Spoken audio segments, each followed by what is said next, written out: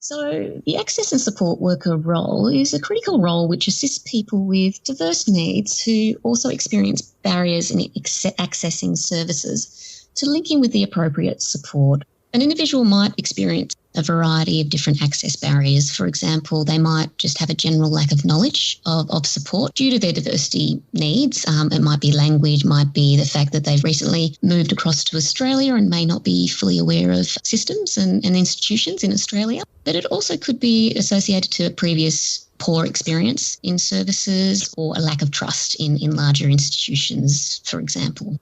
So our role really works with individuals to try to ascertain what those barriers might be and break them down to help people access the supports that they need. I do work across a broad range of diverse communities, including culturally and linguistically diverse communities, those that might be at risk of homelessness, people with dementia. Just as examples, I'm always happy to have a phone call from service providers to have a chat about a client, because I do also provide secondary consultation as well. So it might not be that the individual is necessarily appropriate for my direct support, but it could be that we have a chat about what other appropriate services could be available for them.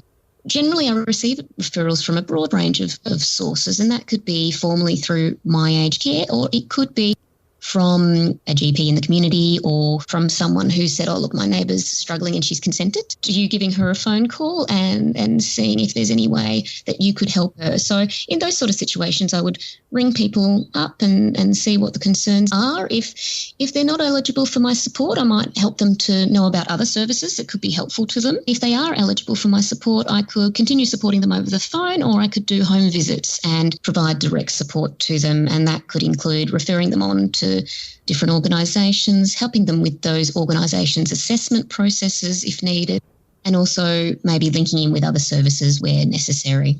It's also very important to know that access and support workers aren't case managers either. We're either advocates or support workers to link people into services.